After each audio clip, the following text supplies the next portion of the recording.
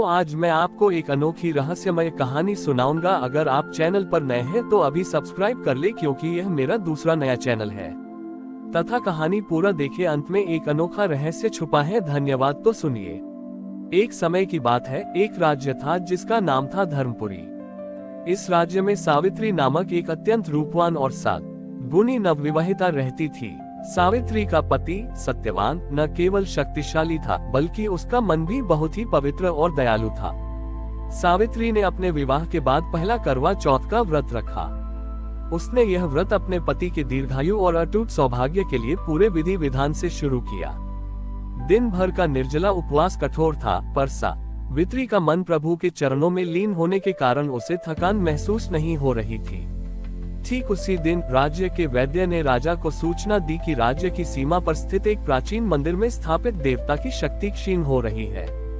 ये देवता धर्मपुरी की रक्षा करते थे और उनकी शक्ति कम होने का अर्थ था राज्य पर आने वाला कोई बड़ा अदृश्य संकट। राजा ने कई प्रयास किए, यज्ञ करवाए, पर देवता को प्रसन्न करने का कोई उपाय सफल नहीं हुआ। शाम हुई और करवा चौथ की कथा का समय आया। सावित्री अपनी सास के साथ कथा सुन रही थी।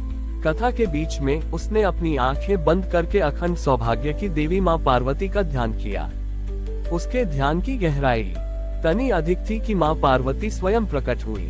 मां पार्वती ने कहा, हे सावित्री, तुम्हारा प्रेम और निष्ठा अद्वितीय है। तुम्हारे व्रत की ऊर्जा से पूरा वातावरण शुद्ध हो गया है।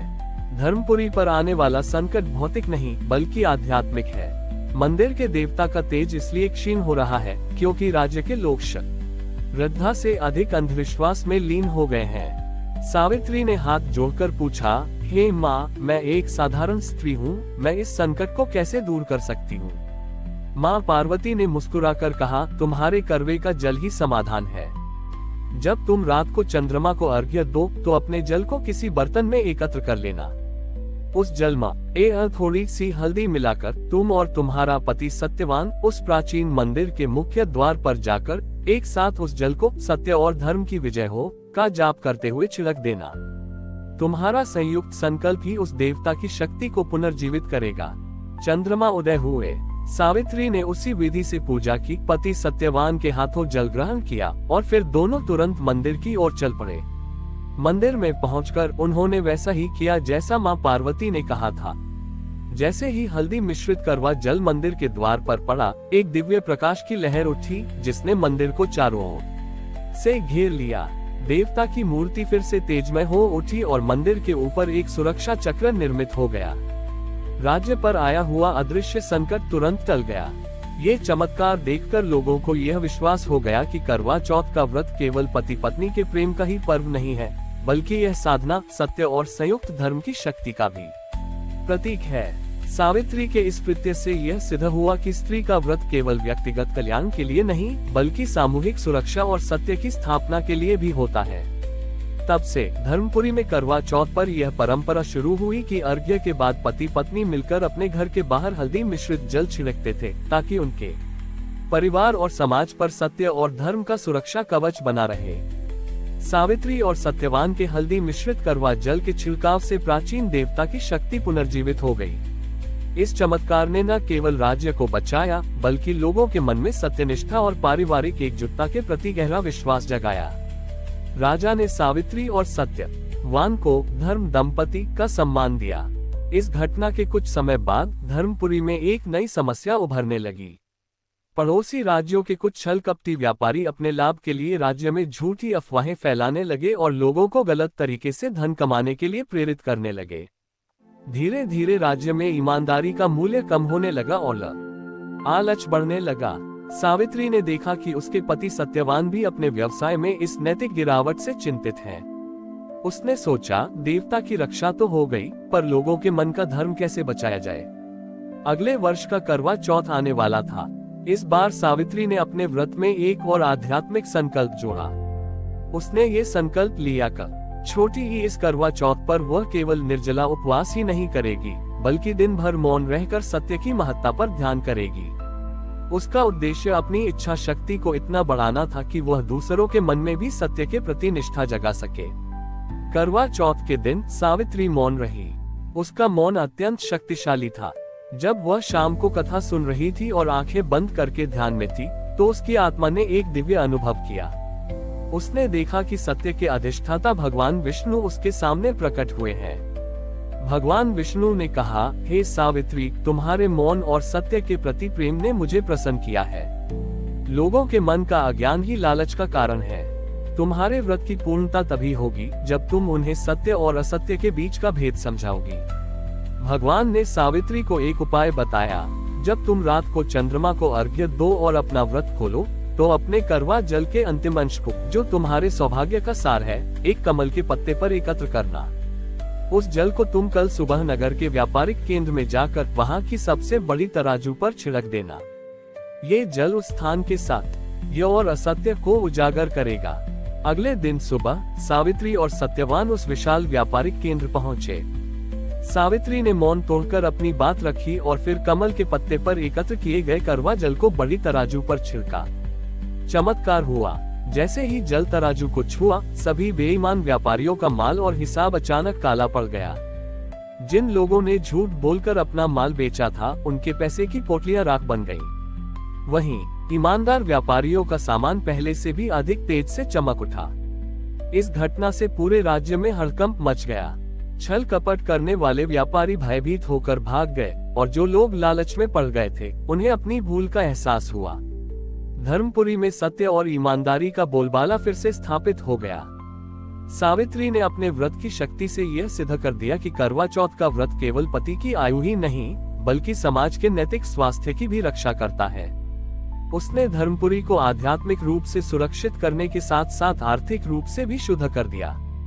तब से धर्मपुरी में करवा चौथ के अगले दिन सत्य शुद्धि दिवस मनाने की परंपरा शुरू हुई, जहां हर व्यापारी अपनी ईमानदारी का संकल्प लेता था। ये सब सावित्री के मौन संकल्प और अटूट विश्वास के कारण संभव हुआ। सावित्री के करवा जल से व्यापारिक केंद्र में सत्य की शुद्धि होने के बाद धर्मपुरी राज्य में अभूतपूर्व शांति और समृद्धि आ गई। सत्यवान और सावित्री का यश चारों दिशाओं में फैल गया। उनका जीवन आदर्श दाम्पत्य का प्रतीक बन गया। परंतु धर्मपुरी में एक वर्ग ऐसा भी था जो इन चमत्कारों को केवल भाग्य मानता था, प्रयास नहीं। ये लोग मानते थे कि यह सब सावित्री के अच्छे कर्मों का फल है, उन्हें स्वयं कुछ बदलने की आवश्यकता नहीं है। इस निष्क्रियता और आत्मसंतोष के भाव ने धीरे धीरे लोगों के बीच सामाजिक सद्भाव को कम करना शुरू कर दिया। छोटे छोटे मसलों पर विवाद बढ़ने लगे और लोगों ने एक दूसरे की मदद करना छोड़ दिया। अगले वर्ष जब करवा चौथ आया, तो सावित्री इस नए सामाजिक विघटन से दुखी थी। इस बार उसने अपने मन में शिव और पार्वती से प्रार्थना की कि वह ऐसा क्या करे जिससे लोगों के मन में प्रेम और सहयोग का भाव फिर से जागे। इस करवा चौथ के दिन चंद्र दर्शन से ठीक पहले जब सावित्री ने अपने करवे में जल लिया, तो उसे एक दिव्य वाणी सुनाई दी। यह आवाज भगवान शिव और माता पार्वती की थी, जो एक साथ कह रहे थे, सावित्री, सौभाग्य का अंतिम सत्य स्वयं को बांटना है। सावित्री ने तुरंत अपने पति सत्यवान को अपने पास बुलाया और उनसे कहा कि इस बार अर्घ्य देने के बाद वह स्वयं व्रत नहीं तोड़ेगी, बल्कि नगर में घूमकर सबसे जरूरतमंद व्यक्ति को अपने हाथों से जल पिलाएगी। सत्यवान ने सहर्ष स्वीकार किया। चंद्रमा को अर्घ्य देने के बाद जब सावित्री और सत्यवान रात के अंधेरे में नगर में निकले, तो उन्होंने देखा कि एक बहुत वृद्ध और बीमार व्यक्ति कड़ाके की ठंड में अपने घर के बाहर अकेले बैठा है। उसका शरीर सूख चुका था और वह वर्षों से किसी से बात नहीं करता था, क्योंकि उसे लगता था कि इस दुनिया में अब कोई अपना नहीं है। सावित्री तुरंत उसके पास गई। उसने अपने व्रत का पवित्र जल उस वृद्ध के सूखे होठों पर रखा। जल का स्पर्श होते ही उस वृद्ध के चेहरे पर एक चमत्कारिक शांति और जीवन का तेज लौट आया। वृद्ध ने पहली बार आंखें खोली और सावित्री को आशीर्वाद दिया। ये जल केवल प्यास ही नहीं बुझा रहा था, ये प्रेम और करुणा का संचार कर रहा था। वृद्ध को सांत्वना देने के बाद सावित्री ने उसी करवा जल को कुछ ऐसे घरों में भी दिया जहां आपसी विवाद चल रहे थे। उस जल के पीने से लोगों के मन का द्वेष शांत हुआ और उनके हृदय में क्षमा का भाव जागृत हुआ। सुबह तक सावित्री ने न केवल अपना व्रत पूर्ण किया, बल्कि पूरे नगर में प्रेम, सौहार्द और सहयोग का एक नया वातावरण स्थापित कर दिया।